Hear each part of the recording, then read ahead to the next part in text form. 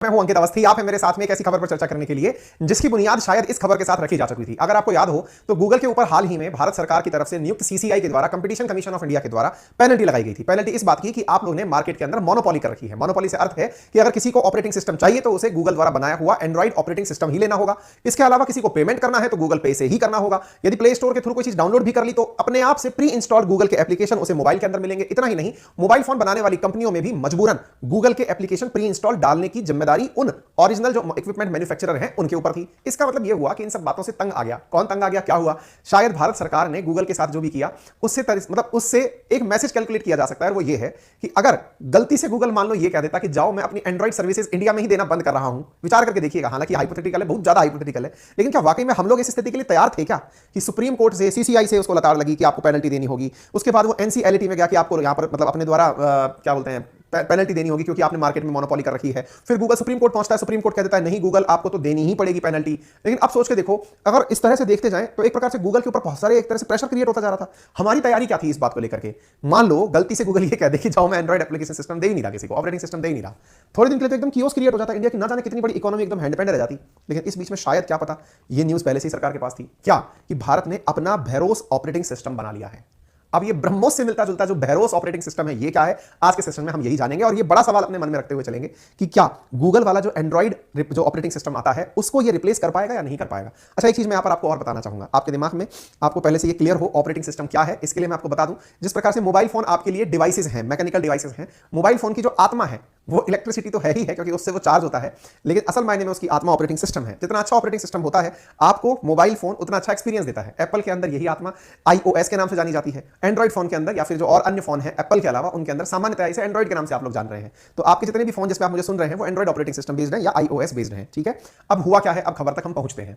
भारत सरकार की तरफ से नहीं अपितु आईआईटी मद्रास की तरफ से एक जानकारी बाहर आई। और क्या जानकारी बाहर आई?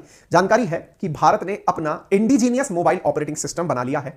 इसकी खासियत सबसे बड़ी यह है कि जिन चीजों का डर आपको एंड्रॉइड पर था, गूगल क्या कहता था बार बार, हम लोगों की चिंता क्या थी हर बार कि इसकी मोनोपोली हमारे लिए नुकसानदायक इसलिए है क्योंकि हमारी सिक्योरिटी ब्रीच हो सकती है।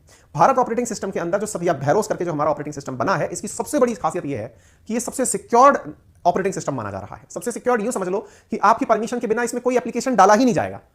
अभी आपके साथ दिक्कत क्या है, आपके मोबाइल को जब आप खरीदते हैं पहले से ही प्री इंस्टॉल्ड उसके अंदर 15-20 एप्लीकेशन डले हुए आते हैं। भैरोस खाली स्लेट आएगा, आपको चाहिए डालो, नहीं चाहिए कोई बात नहीं, केवल सर्च इंजन डाल के काम चला लो।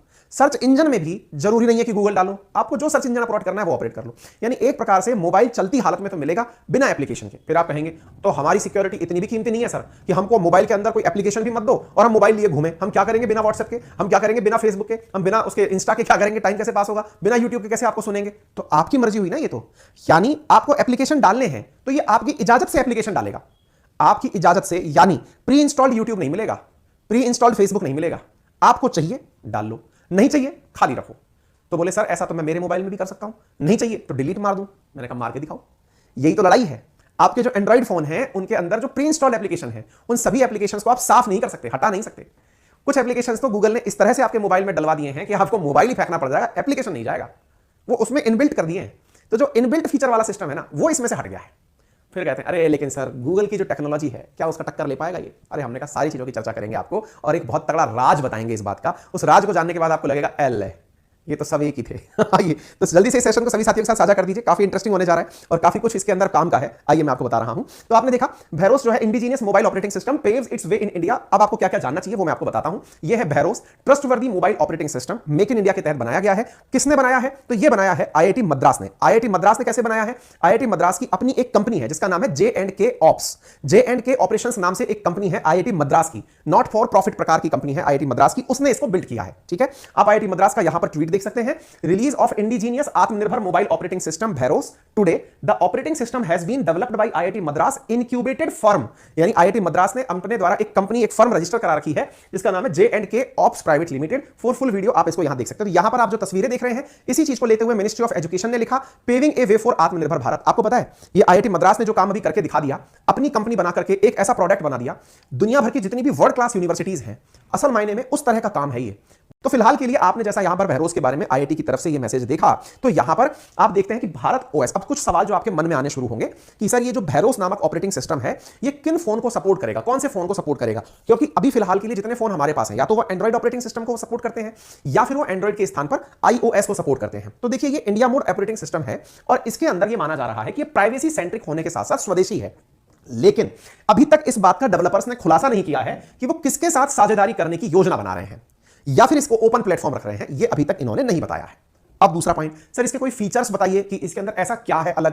पहला फीचर है इसके अंदर पास का, यानी प्राइवेट ऐप स्टोर सर्विस इसके अंदर उपलब्ध होगी। जैसे आप गूगल प्ले स्टोर से एप्लीकेशन डाउनलोड करते हैं, ऐसे इसका अपना प्राइवेट एप्लीकेशन स्टोर सर्विस जिसको पास नाम दिया गया है वो होगा। आप वहां से, अब आप कहेंगे सर तो क्या हम इस पास के ऊपर से व्हाट्सएप डाउनलोड कर पाएंगे क्या? बिल्कुल, वो एप्लीकेशन ही तो है, वो एंड्रॉइड सपोर्टेड सिस्टम है, वो इसके ऊपर से डाउनलोड हो जाएगा। ठीक है, पास क्यूरेटेड एप्स जो हैं वो ऑर्गेनाइजेशन की सुरक्षा और गोपनीयता मानकों को पूरा करेंगे क्योंकि ये सुरक्षित रूप से तैयार करेंगे। दूसरा क्या है, इसमें नो डिफॉल्ट ऐप यानी एनडीए डाला गया, यानी आपकी स्क्रीन एकदम ब्लैंक मिलेगी। ब्लैंक मिलेगी से मतलब ये हुआ कि आपको कोई भी इसमें ऐसी चीज प्री इंस्टॉल्ड नहीं मिलेगी जिसकी वजह से आप ये सोचें कि यार अब तो इसको हटाने का चैलेंज आ गया, इसको हटाएं कैसे, है ना। तो इस प्रकार से इसके अंदर बहरोस में नो डिफॉल्ट ऐप के साथ आएगी जो यूजर्स को पास से अपनी पसंद के ऐप डाउनलोड करने की सुविधा देगी। ठीक है, तीसरी चीज अपडेट की अगर हम इसके अंदर बात करें तो इसमें native over the year update मिलेगा, यानी आपका मोबाइल स्वतः ही अपडेट होता रहेगा साल साल। ठीक है, तो इसमें तीन फीचर हो गए, पास का फीचर हो गया, एनडीए का फीचर हो गया और नोटा का फीचर हो गया। ये चार फीचर्स, तीन फीचर्स के साथ में यह उपलब्ध होने वाला है। अब एक बड़ा सवाल बनता है जो कि आप सबके दिमाग में कहीं ना कहीं होगा, और वो क्या है कि एंड्रॉइड को रिप्लेस कर देगा क्या ये बहरोस? ये बहुत बड़ा सवाल है। तो इसका आंसर पहली बार में अगर करा जाए तो आंसर है नहीं, पहली बार में किया जाए। क्यों सर, आप ऐसा क्यों बोल रहे हो? अब इसके पीछे की जो गणित है ना, अब आप वो समझो। असल में क्या है, गूगल के पास है एंड्रॉइड और एंड्रॉइड ने अपना एक फीचर सभी लोगों के लिए ओपन कर रखा है और उस फीचर का नाम है एंड्रॉइड ओपन सोर्स प्रोजेक्ट। असल में ये जो बहरोस है ये गूगल द्वारा निर्मित उसी एंड्रॉइड का जो ओपन सोर्स है उस पर बेस्ड है। मतलब समझ गए, बहरोस कोई एकदम अलग ऑपरेटिंग सिस्टम नहीं है। तो ये असल में एंड्रॉइड की गूगल द्वारा दी गई उसी सुविधा का उपयोग करके एंड्रॉइड पर ही डेवलप किया हुआ एक और सोर्स है, जिसका डर एंड्रॉइड ने भी व्यक्त किया था जब गूगल से कहा गया था कि आप एंड्रॉइड की जगह किसी और ऑपरेटिंग सिस्टम को क्यों नहीं आने देते मार्केट में। तो एंड्रॉइड ने जवाब दिया था एनसीएलएटी को, सीसीए को, कि श्रीमान हम आने तो दे दें लेकिन कोई भी व्यक्ति अपना ओरिजिनल ऑपरेटिंग सिस्टम बना के नहीं लाएगा। तो बोले वो मेरा ही जो ऑपरेटिंग सिस्टम मार्केट में फ्लोट कर रखा है जिसका नाम एंड्रॉइड ओपन सोर्स प्रोजेक्ट है उसी को मॉडिफाई करके ले आएगा। मतलब ये 100% ओरिजिनल हमारा ऑपरेटिंग सिस्टम नहीं है। बहुत ज्यादा खुश होने की भी जरूरत नहीं है, बहुत ज्यादा खुश होने की जरूरत नहीं है। से क्या मतलब है कि हमको ये नहीं लगना चाहिए कि वाह इंडिया ने ऐसा कमाल कर दिया कि अब तो आईओएस वाले और एंड्रॉइड वाले दम दबा के भाग जाएंगे। नहीं, ये कुछ हद तक कॉपी पेस्ट प्रकार का ऑपरेटिंग सिस्टम है। इसमें एंड्रॉइड ने जो हमको फीचर दे रखे हैं उन्हीं का उपयोग करके बनाया गया। अब लेकिन इस पर एक बहस छिड़ जाती है, बोले सर भारत का संविधान भी तो कॉपी पेस्ट ही है, फिर उसके लिए हम ऐसा क्यों मानते हैं कि हमारे द्वारा 2 साल 11 महीने इतने दिन में जाकर इसको बनाया गया, हमने भी तो इधर उधर से कहीं से कुछ उठाया कहीं से कुछ उठाया। बिल्कुल सही है, अगर ऐसी बात है तो आप भारत के संविधान को भी ओरिजिनल नहीं मानते। लेकिन अब मैं आपको इन दोनों के ही जवाब अपनी तरफ से दे देता हूं ताकि आप भारत के संविधान की भी इज्जत करेंगे और बहरोस की भी इज्जत करेंगे। उदाहरण के लिए आपकी किचन के अंदर सारा रॉ मटेरियल भरा हुआ होता है। किचन में आटा भी है, दालें भी हैं, मसाले भी हैं, सब्जियां भी हैं, पानी भी है, चूल्हा जलाने का सब सामान भी है। लेकिन फिर भी ऐसा क्यों होता है कि एक व्यक्ति बहुत ही बकवास खाना बना के खिलाता है और मास्टर शेफ उसमें एंट्री करता है तो बहुत लजीज व्यंजन बना के ले आता है।